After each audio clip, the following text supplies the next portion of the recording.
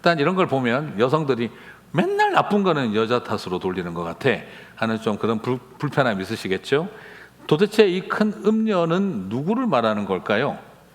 아유, 목사님 계시록을 듣다 보니까 뭐 붉은 용도 나오고 바다에서 올라오는 짐승도 나오고 땅에서 올라오는 짐승도 나오는데 아니 또 거짓 선지자의 음녀까지 이게 또 뭐가 뭔지를 잘 모르겠어요 하시는 분들이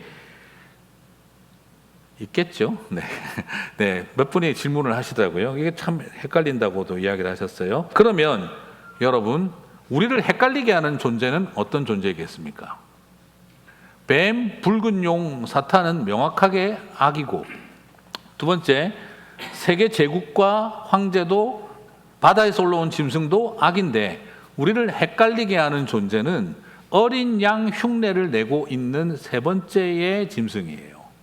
그래서 제가 말씀을 그때 드릴 때에도 어린 양의 형상으로 하나님처럼 말을 하고 하는데 이게 용의 말이다 이 말이죠. 그래서 이들은 바로 제국을 추앙하며 제국처럼 되고 싶은 욕망을 가진 기독교의 거짓 선지자들이고, 그리고 이 두 번째는 어린 양 흉내를 내는 가짜 재림주들이다, 이단이다라는 것이죠. 자, 그러므로 이 정리를 해본다 그러면 앞에 붉은 용과 바다에서 올라오는 짐승은 그냥 확실해요. 우리의 대적자라는 것. 그런데 헷갈리게 하는 것은 기독교의 달을 쓴 거짓 선지자, 하나님의 나라를 제국처럼 만들고 싶은, 하나님의 말씀과 어린 양의 이야기를 하는데 결국에는 제국적인 기독교를 만들려고 하는 거짓 선지자와, 그리고 두 번째로서는 아예 예수님을 흉내내는 가짜 재림주, 바로 이단 교주들을 말하는 것이죠. 이들이 성도들을 헷갈리게 하고 미혹한다라는 겁니다. 그래서 성경에서는, 요한계시록은 세 번째 짐승, 땅에서 올라오는 이 짐승이, 앞에도 짐승이 있으니까 구별시키려고 거짓 선지자, 음녀라고 표현을 하는 거예요. 그래서 땅에서 올라오는 짐승과 거짓 선지자와 음녀는 같은 말이다라고 보면 되겠습니다. 단지 두 번째 짐승과 구별하기 위해서 거짓 선지자, 음녀라는 표현으로 구별해주고 있다라는 거죠. 자, 그런데 진짜 우리가 어려운 이유는 바로 여기에 있어요. 기독교의 달을 쓴 거짓 선지자와 어린 양의 달을 쓴 가짜 구세주가 많은 성도들을 미혹한다 하는 것입니다. 그래서 마지막 때에는 양의 달을 쓴 늑대, 어린 양의 달을 쓴 짐승이 음녀의 모습으로, 어린 양의 달을 쓴 짐승이 거짓 선지자의 모습으로 나타난다는 것을 계시록이 명확하게 제시해주고 있다는 거예요. 그래서 사람들이 말을 합니다. 목사님, 왜 이렇게 가짜 재림주가 이렇게 창궐하고, 왜 이렇게 목사님들이 자꾸 이상한 정치 이런 것들을 하고 이러십니까? 라고 물어보면 그냥 심플하게 대답해요. 그게 바로 계시록에 예언되어진 내용 아니냐라는 것입니다. 그냥 말씀대로 되고 있는 거예요. 그래서 마지막 때의 징조는 홍수가 났다, 지진이 났다, 화산이 폭발한다 하는 그런 자연재해가 아니라, 마지막 때의 징조는 베리칩이다, 666이다 이런 것을 말하는 게 아니라, 마지막 때의 징조는요, 거짓 선지자와 음녀가 제국과 절대 권력과 결탁하여 하나님 흉내를 내고 왕노릇하려고 드는 이 정교 유착의 시대가 오기 시작을 하면 이것은 명확히 말세의 징조입니다라고 말할 수 있다라는 것입니다. 그러므로 많이 안타까운 것은 이것이 가짜 선지자의 길인지 모르고 미혹되는 많은 하나님의 종들과 성도들이에요. 그리고 또한 이것이 가짜 메시아라는 것을 모르고 자꾸 거기에 휩쓸리는 순수한 순진한 성도들이 너무너무 마음이 아픈 거예요. 그래서 마지막 때에 우리가 깨어있지 않으면 안 된다는 것입니다. 자, 그러면 음녀가 하는 일이 뭘까 한번 살펴볼게요. 음녀가 하는 일은요, 일단 첫 번째 정치적인 음행과 두 번째는 영적인 음행을 해요. 자, 첫 번째 한번 살펴볼까요? 계시록 17장 2절을 보겠습니다. 그 음녀가 하는 일입니다. 같이 읽겠습니다. 땅의 임금들도 그와 더불어 음행하였고 땅에 사는 자들도 그 음행의 포도주에 취하였다 하고, 이것은 단지 무슨 성적인 불륜이 있다 이런 말을 말하는 게 아니라 땅의 임금들과, 다시 말하면 제국의 권력과 정치 권력과 바로 어린 양의 탈을 쓴 짐승이 거래를 하고 있다 이 말입니다. 서로 야합을 하고 있다는 겁니다. 유착 관계에 있다 이 말입니다. 서로 떨어져 있지 않고 딱 붙어 산다 이 말입니다. 땅의 임금과 그리고 어린 양의 탈을 쓴 거짓 선지자와 음녀가 정치 권력과 결탁하여 음행을 하고 있다, 딱 붙어 살고 있다, 이렇게 우리들에게 보여주고 있어요. 이게 바로 음녀가 하는 일은 정치적인 거래와 유착이다 하는 것을 보여주고 있습니다. 그리고 두 번째로 그들은 영적인 음행을 하고 있는데 땅의 모든 사람들이 그 음행의 포도주에 취하였다라고 해요. 포도주는 결국 뭘 상징하냐 그러면 예수 그리스도의 보혈을 상징하는 거죠.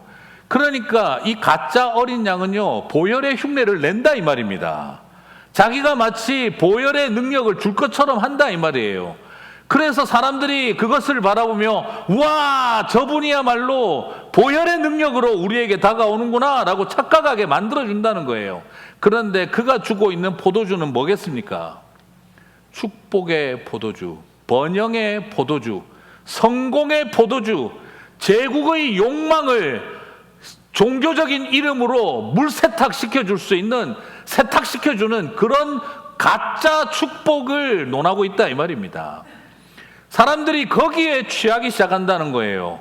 우리의 죄를 사해주고 우리의 수치를 씻어내어주고 우리의 범죄를, 우리의 상처를 씻어주는 보혈을 붙드는 게 아니라 나에게 번영의 포도주를 주고 성공의 포도주를 주고 내 욕망을 채워주는 포도주에 취하게 만들어주는 일이 바로 가짜 어린 양이 하는 일이고 가짜 선지자들이 하는 일이라는 겁니다. 내 안에 있는 욕망을 없애주는 보혈이 아니라 내 안에 있는 제국의 욕망을 거룩한 것으로 세탁시켜주는 아주 세속적인 포도주에 취하게 만든다는 겁니다. 그래서 세상도 기독교인들도요, 그 축복의 포도주 잔에 빠지는 겁니다. 번영의 포도주 잔에 취하는 겁니다. 내 욕망을 마음껏 누리고 성취할 수 있도록 도와주는 종교 얼마나 좋습니까? 그것이 바로 거짓 선지자들과 가짜 어린 양이 하는 포도주에 취한다는 말입니다. 저와 여러분으로 하여금 영적인 음행에 빠지게 하는 거예요. 도덕적으로 나쁘다는 것이 문제도 되지만 그거보다 더 무서운 것은 하나님 아닌 것을 하나님의 것으로 볼 수 있게 만들어주는 거예요. 보혈은 우리 안에 숨은 욕망을 씻어내는 일이죠. 그러나 사탄의 포도주는 우리 안에 있는 욕망을 축복의 통로로 느끼게 해주는 것입니다. 이것이 무서운 싸움이에요. 그것이 바로 마지막 때의 음녀가 하는 일입니다. 그러므로 사람들은 내 욕망의 축복으로 선언해주는 음녀의 메시지를 사랑하게 되는 것입니다. 그리고 그들은 끊임없이 권력과 결탁하여 유착관계를 만들고 그것이 하나님 나라를 이 땅 가운데 임하게 하는 통로인 것처럼 꾸미는 것입니다. 그래서 이제 우리가 하나님 나라 운동을 하다가 고난당하고 십자가 지는 거 그만하고 우리도 정복하고 한번 다스려보자, 패권을 가져보자, 기독교가 힘을 갖고 싶어하는 일에 딱 적당하게 구미를 맞춰주는 것입니다. 이것이 마지막 때의 음녀가 하는 일이라고 계시록은 명확하게 보여주고 있습니다. 자, 그리고 나서 이들은 삼위일체로 똘똘 뭉칩니다. 갈수록 뭉쳐요. 계시록 17장 3절을 보면은요, 곧 성령으로 나를 데리고 광야로 가니라. 내가 보니, 같이 읽겠습니다. 여자가 붉은 빛 짐승을 탔는데 그 짐승의 몸에 하나님을 모독하는 이름들이 가득하고 7머리와 10뿔이 있으며. 자, 지금 여기서 자세히 보시면은요, 하늘에서 떨어진 것이 뭐라고 그랬습니까? 붉은 용이죠. 그런데 왜 여기서는 짐승이라고 했을까요? 이거 오탄가 싶어요.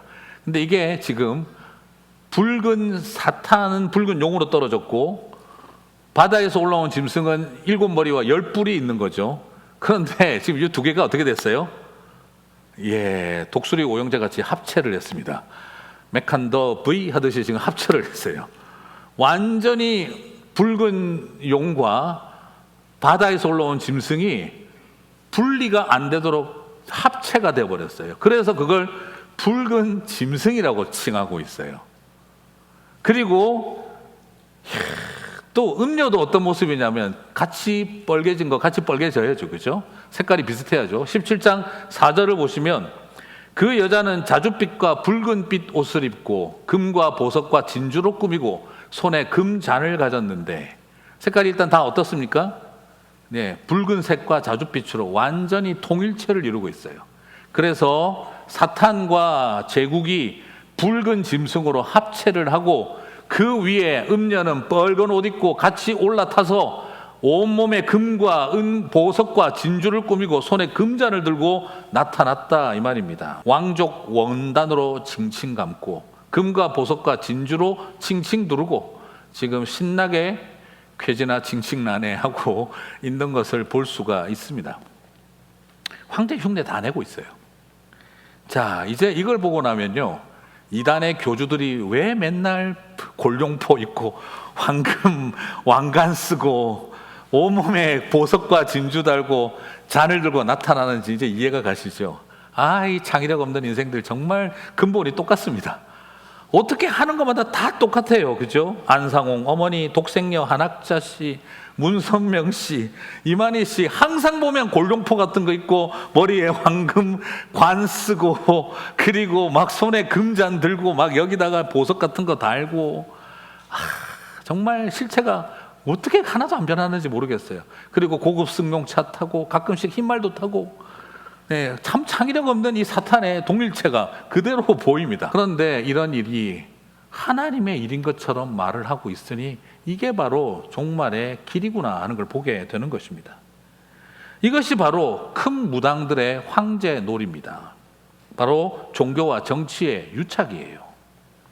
제국과 권력이 종교를 무등태우고 제국과 권력이 종교를 무등태우고 자신들의 권력은 신에게로부터 받은 것처럼 소리치고 싶어 합니다.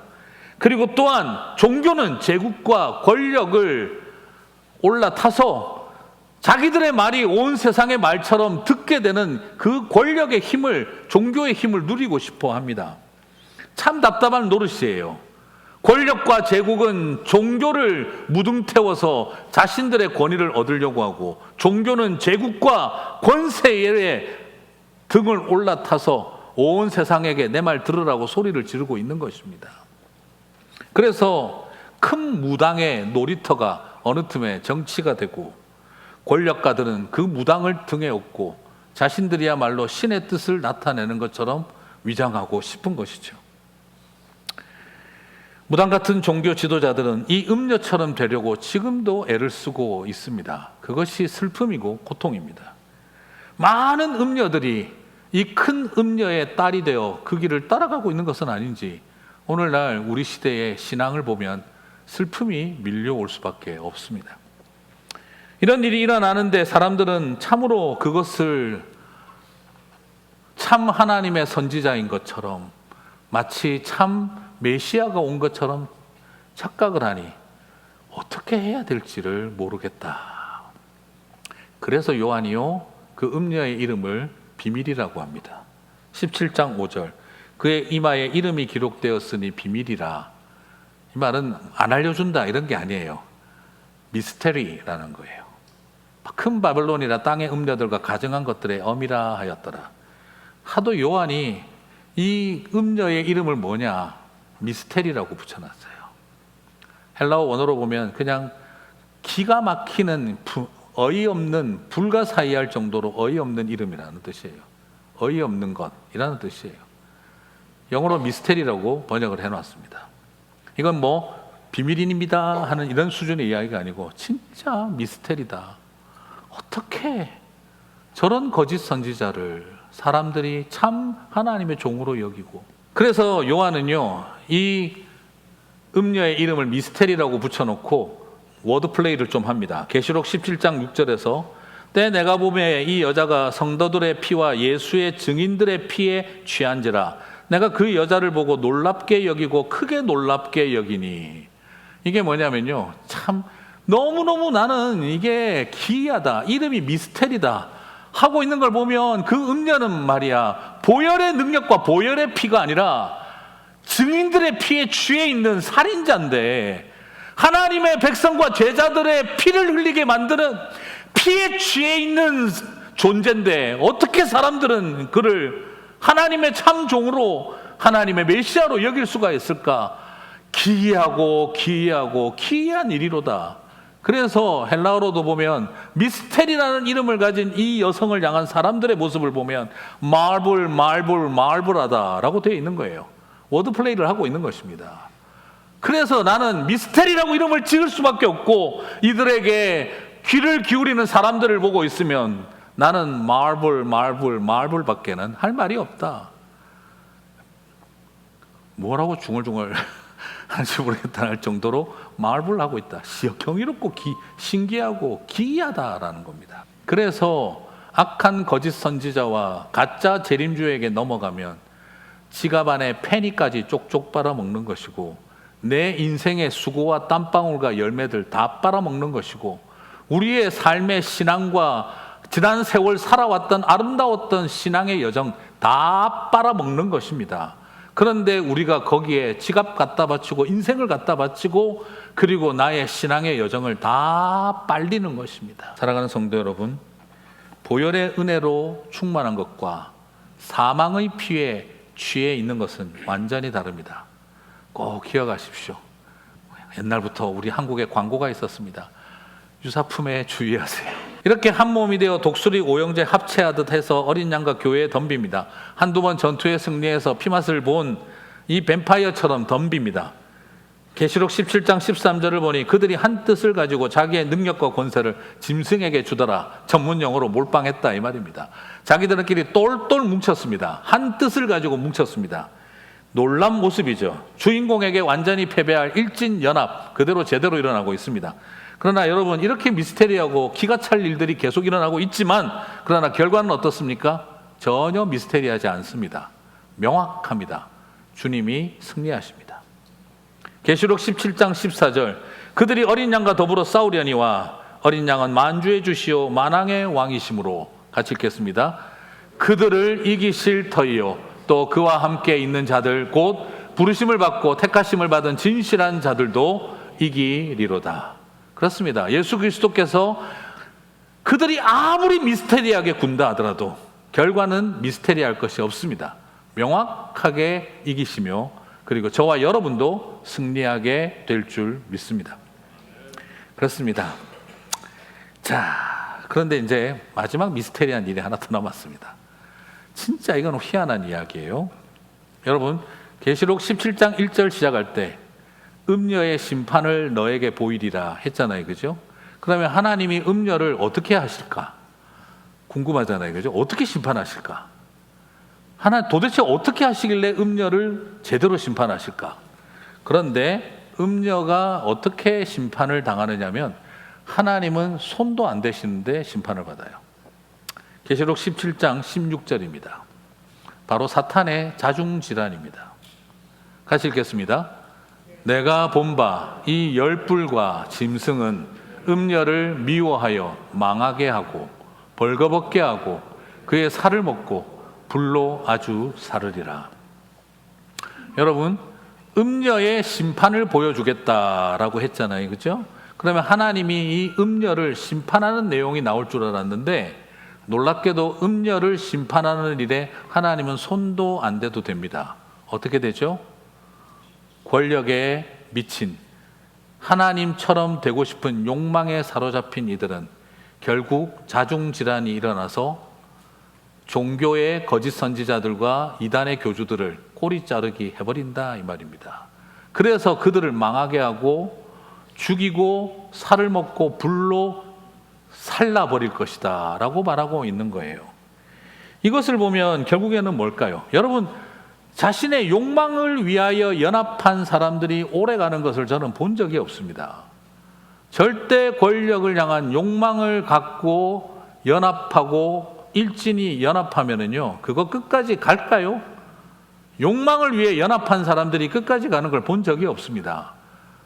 사탄과 제국과 독재와 그리고 거짓 선지자와 음녀가 하나가 되어서 하나님을 대적하지만 자기들 눈앞에 절대 권력이 보이고 자기들이 위기에 오면 제일 먼저 하나님이 심판할 것도 없이 짐승이 음녀를 처참하게 죽여버립니다. 이것이 부패한 종교는 반드시 권력에게 버림받게 되어져 있습니다. 서로가 필요하니까 올라타는 거지 결국에는 버리는 겁니다. 그러므로 이것은 그냥 계시록에 있는 그대로입니다. 절대 권력이 힘을 가지면 제일 먼저 죽이는 게 자신의 입 역할을 해줬던 거짓 선지자와 가짜 재림주를 제일 먼저 처단합니다. 그래서 결국에는 자중질환이 일어나서 사탄의 삼위일체는 파괴가 되는 것입니다. 지금 이것은 계시록에 예언되어진 내용이고 지금도 세상 돌아가는 거 보고 있으면 똑같습니다. 정교 유착을 하다가 종교가 힘이 세어지면 국정농단을 하고 그러다가 한계에 오면 제일 먼저 죽는 게 바로 종교 지도자들입니다. 결국 그래서 말씀대로 될 뿐이라는 걸 보여주고 있는 것이죠. 사랑하는 성도 여러분, 무엇을 보십니까? 태초에 아담과 하와가 죄 지은 이유가 무엇입니까? 뱀이 유혹했잖아요. 하나님처럼 된다. 종말에 심판받는 이유도 무엇입니까? 어린 양 보혜사 흉내내다가 심판받는 것입니다. 인간은 몇 천 년의 역사를 이어왔었어도요, 태초의 아담과 마지막 때의 종말에 하나님의 백성들이 미혹당하는 사람들은 아무런 차이가 없습니다. 사랑하는 성도 여러분, 사실은 오늘 이 계시록 17장은요, 제가 10년 전에 우리 교회 금요 예배 때 했던 내용이에요. 그때는 이 설교할 때 아무도 심각하게 안 들었어요. 설교가 바뀐 게 아닌데 환경이 바뀌고 시대가 바뀌니까 굉장히 위험해 보여요. 그래서 똑같은 설교인데 저도 겁이 나요. 목사님, 그렇게 하시면 안 됩니다. 또 누가 그러실까 봐. 그런데 이것이 똑같은 하나님의 말씀이지만 10년 전에 설교할 때는 아무 문제가 되지 않았어요. 그러나 오늘날을 하게 되면 부담스럽습니다. 사랑하는 성도 여러분, 오늘 우리는 이 말씀 앞에서 이 세상은 결국 계시록대로 돌아가고 있는 거였구나. 그렇구나. 사탄의 각본대로 되고 있는 게 아니라 하나님의 말씀대로 되고 있었구나. 계시록 17장 17절 주님은 말씀하십니다. 이는 하나님이 자기 뜻대로 할 마음을 그들에게 주사 한 뜻을 이루게 하시고 그들의 나라를 그 짐승에게 주게 하시되, 서로 싸워가지고 짐승이 먹게 하는 거죠. 하나님의 말씀이 응하기까지 하십니다. 무슨 말입니까? 다 하나님 말씀대로 될 거다. 안 되는 줄 알면서 왜 그랬을까가 결국 사탄이 부르는 노래다 이 말입니다. 배운 게 하나도 없는 인생의 모습입니다. 그러므로 부탁드리고 싶습니다. 사랑하는 성도 여러분, 거짓 선지자의 말에 귀를 기울이지 마십시오. 그래서 부탁드립니다. 가짜 재림주들의 말에, 그들의 이적에 미혹되지 마십시오. 이것이 얼마나 위험한 일인지 잘 알려진 기독교 작가 C.S. 루이스는, 나니아 연대기를 쓴 C.S. 루이스는 스크루테이프의 편지라는 그 소설 글을 통해 이 상황을 말을 하고 있어요. 악마의 대장 중의 대장인 스크루테이프가 신흥 악마인 경험 없는 조카 웜우드에게 편지를 보낸 것입니다. 야, 사탄 노릇 똑바로 해라. 내가 보니까 너 너무 단순무식 과격이다. 좀 고차원적으로 놀아라. 내가 그냥 대마왕이 된 게 아니야. 스크루테이프라는 왕, 이 사탄의 왕이 경험 없는 웜우드에게 편지를 보낸 것을, 일종의 가상의 편지를 이걸 책으로 낸 거예요. 그는 이렇게 표현을 합니다. 여기서 사탄은요, 뭐라고 하냐면 크리스찬들을 환자라고 그래요. 예수 병든 환자라고. 예수에게 병든 환자라고 그래요. 제가 너무 와닿더라고요. 군대에 있을 때 주일날 교회 갈 때 그렇게 부르더라고요. 환자들 집합! 이러길래 무슨 말이지 했더니 교회 갈 사람들을 환자라고 부르더라고요. 교회, 군대에서. 바로 스크루테이프가 크리스찬들을 환자라고 불러요. 예수 병들어 있으니까. 그래서 그들을 치유하는 게 사탄의 임무다. 사탄도 치유를 한다고 생각해요. 그게 바로 뭐냐면 타락시키는 거죠. 그 중에 가장 좋은 방법 하나를 가르쳐 줍니다. 스크루테이프가 말합니다. 환자가 자신의 정치적 견해를 자신이 믿는 종교의 일부라고 생각하도록 1단계에서 만들어라. 그 다음 단계는 그 환자들의 당파적 소신과 신념을 가지고 그것이야말로 네가 믿는 기독교에서 아주 중요한 것이다라고 2단계로 느끼게 해라. 그리고 마지막 3단계는 자기의 당파의 입장에 유리한 논증을 탁월하게 제공해 준다는 점에서 기독교는 완벽하게 부합한다라고 느끼게 만들어라. 그렇게 되면 예수 병든 환자들은 치유가 될 것이다. 여러분 놀랍지 않습니까? 저는 이것을 바라보면서 C.S. 루이스가 순전한 기독교라는 책을 쓴 이유가 있었구나. 사랑하는 성도 여러분, 우리는 순전해야지 순진하면 안 됩니다. 순진한 것도 죄가 될 수 있습니다. 순전해야 합니다. 가짜 선지자들과 그리고 가짜 재림주들이 시작은 발 하나 집어넣고 중간쯤에는 머리 집어넣고 나중에는 몸통이 들어온다는 것입니다. 그리고 나서 우리는 어느 틈에 너무너무 불타는 신앙인인 줄 알고 있는데 실족한 그리스도인이 되게 만든다는 걸 보여주고 있어요. 왜 이렇게 버림받을 걸 다 적어놨는데 왜 그 음녀의 길을 따라가겠습니까? 이제는 화가 나는 게 아니라 안타까워요. 눈물이 나요. 저렇게 망하고 다 빨리고 내동댕이 쳐지고 물어뜯기고 불질러 버릴 건데 뭐가 좋다고 그 붉은 짐승 등 타고 그렇게 호령하고 싶어 할까? 오늘날 기독교가 왜 이렇게 정신을 못 차릴까? 이제는 슬퍼요. 아프고. 오늘 다시 한번 바라보면서 하나님, 우리의 마음에 주님만 바라보게 해 주십시오. 가짜 보지 말고 참 어린 양만 바라보게 해 주십시오. 주님만 보게 해 주십시오. 그 마음으로 승리하는 저와 여러분 되시기를 주님의 이름으로 축복합니다.